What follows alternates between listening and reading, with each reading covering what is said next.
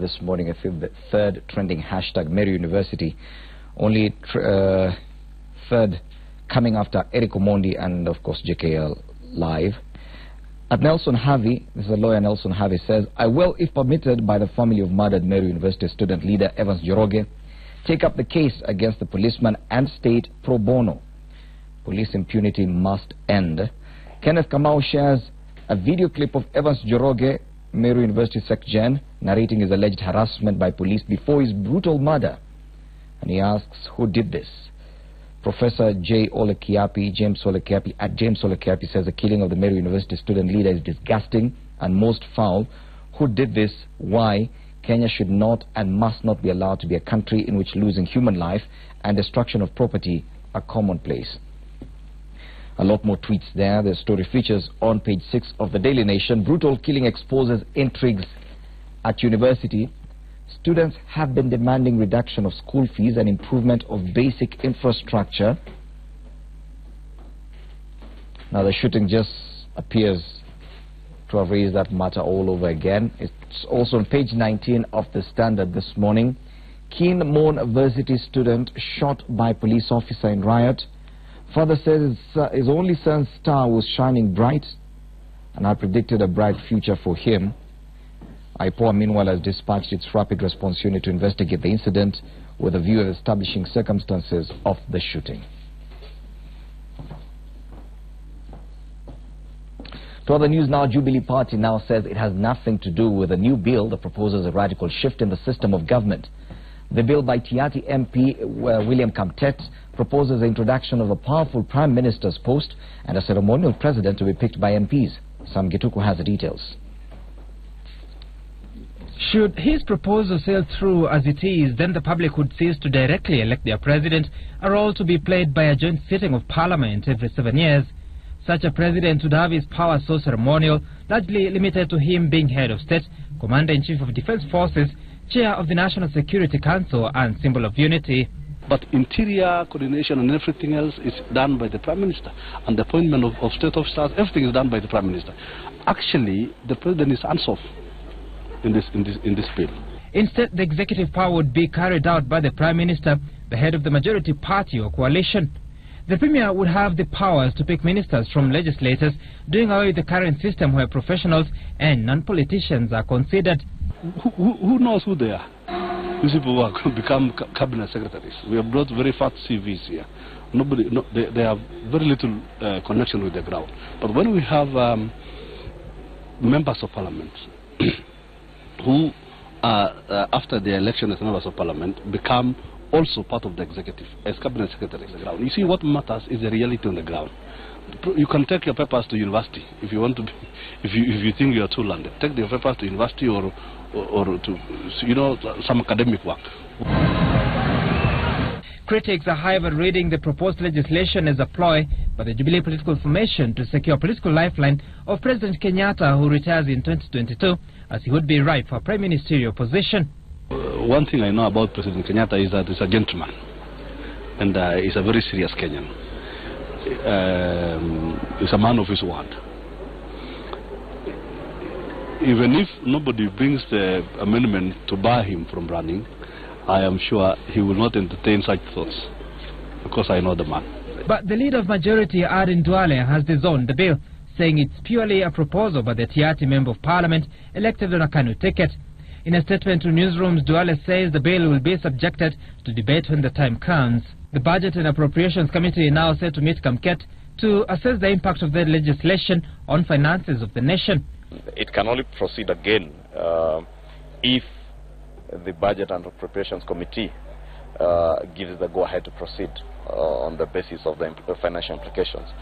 While the ODM party notes its amenability to a proposal to review the structure of the executive, new Secretary General Edwin Sifuna says the party is yet to take a position on Kamket's bill. You do know that as a party we have had a leaning towards the organization of the executive in the country. This is something that has been expressed even by the top leadership of the party. But we as a party, I am not aware of a position that has been taken with regards to that particular bill. For it to sail through, though, it would need a referendum to be conducted as it touches on crucial provisions of the Constitution. Sam Kituku, Citizen TV, Nairobi. Yes. Majority Leader Aden Duale has shared that statement by Jubilee disowning that bill by Kamket on Twitter at Honorable Aden Duale.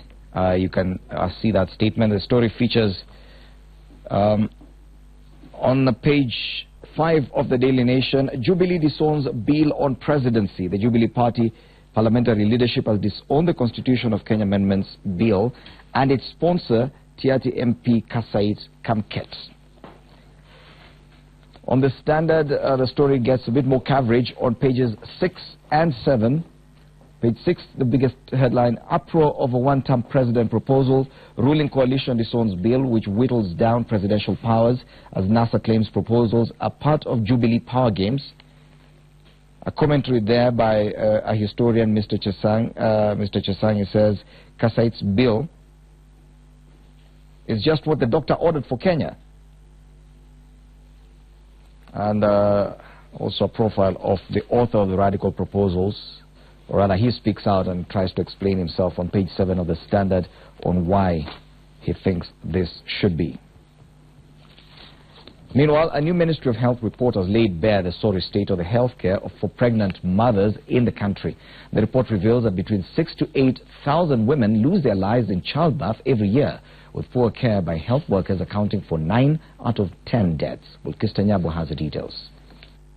In Kenya, every year, 6,000 to 8,000 women lose their lives while giving birth, a dizzying number that is more than a statistic for those who have lost loved ones. The bond between a father and his children manifests as his family watches a football match, their bond perhaps stronger than most.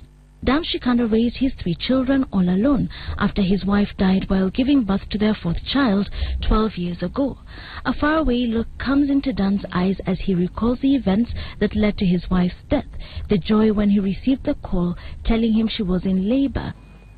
Jumped into the car, went all the way joking. I was telling her, hey, make sure you don't deliver in the car.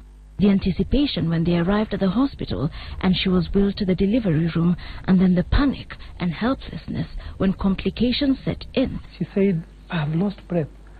And that is the time all of us realized the contractions had gone. Dan claims things went wrong when healthcare workers wrongly administered a drug to hasten labor. His wife started to bleed. She died soon after. The child, who was delivered through a C-section, also died 3 weeks later, leaving him with a hospital bill of 8 million shillings, 3 children to raise, and bitter memories of the traumatic incident. So over a decade later, when he found love again, he and his new wife chose to have their 2nd child in America. The gynecologist was very patient. The nurses around us were very patient. In fact, they used the same drug. The difference is that the drug, the rate at which they were giving the drug was so minimal. These are some of the stories which emerged when the Ministry of Health set out to probe maternal deaths in the country. The ministry found that 945 maternal deaths were reported in 2014. The real number, experts, however, believe is much higher, attributing the low numbers reported to poor record keeping. The confidential inquiry into maternal deaths found that the median age of women who died was 27. Most died while having their 1st or 2nd pregnancy. Tellingly, the inquiry revealed that 9 out of 10 maternal deaths had been caused by substandard care in health facilities. It's about delays in treatment, it's about poor treatment, it's about health worker not being available. More than 80% of the mothers somehow received suboptimal care, and that which could have impacted on the outcome. The main causes of death were obstetric hemorrhage, where 2 out of 5 women died from losing too much blood. Direct causes such as hypertension and diseases such as HIV and anemia. It emerged that 15 counties, among them Marsabit, Mandera, Garissa, Lamu, Migori, Bungoma and Nairobi, had the highest incidence of maternal deaths. The challenge to scale up support to caregivers in even the most remote areas. County governments were also urged to allocate more resources to healthcare in order to enhance access to quality healthcare services. Today, Shikanda is a father of 6. Starting afresh has given him a new lease of life, one he hopes other new parents will also be able to enjoy as maternal deaths drop. Wilkista Nyabwa, Citizen TV. Now, clearing of trees and charcoal burning continues unabated in Mao Complex. One of the forests was hit by illegal logging. Sylvia Chebet witnessed the blaze and destruction in Nyakweri Forest in Transmara, Narok County, and filed this report. It's the 5th day of the moratorium, and smoke is still billowing from the forests. With the stretched, Kenya Forest Service expected to keep a hawk eye on over 2.5 million hectares of land under forest, charcoal harvesters are banking on their kilns to churn out the black gold before the law catches up with them. The harvesters, aware of the operation in Nyakweri Forest, fled the production sites, leaving hundreds of sacks ready for the market behind.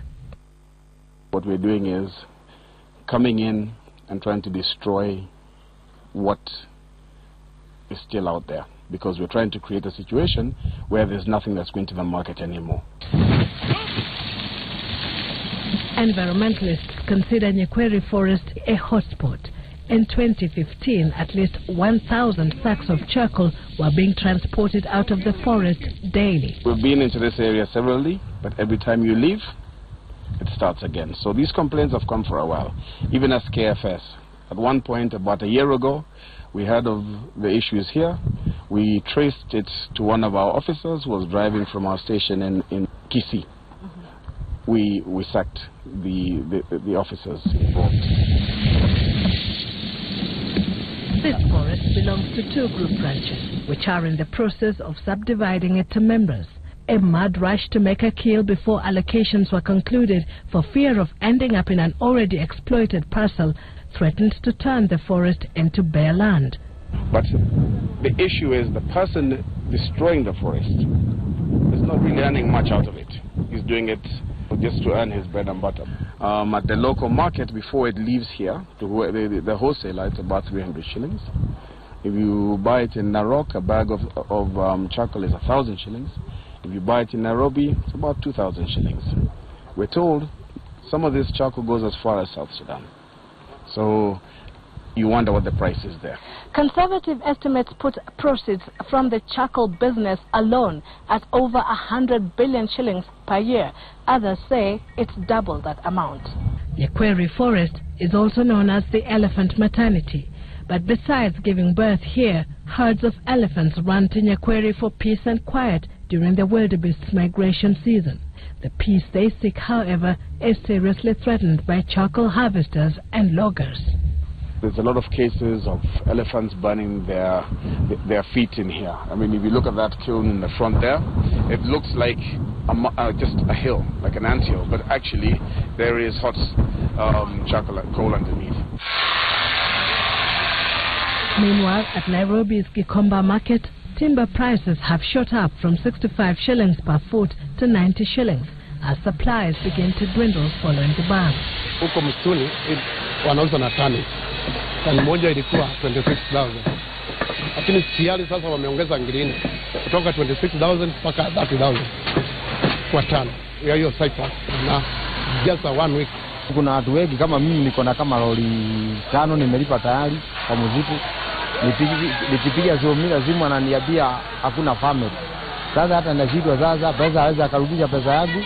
During the 90-day period, KFS is not allowed to issue licenses to millers who want to harvest trees from the plantations. KFS makes 4.2 billion shillings every year from the plantations. Sylvia Chebet, Citizen TV, Nyakweri Forest, Transmara. A similar story with regard to logging of trees is on page 3 of the Daily Nation this morning. Kakamega Forest feels the pinch of illegal logging. So millers are being accused of not caring about the long-term effects of their activities. Millers were last month forced to stop operations at Chirobani Market. And the result, and another headline resulting from this, food prices rise and cost as drought takes its toll. Time for a break now. When we come back, we'll be discussing these headlines and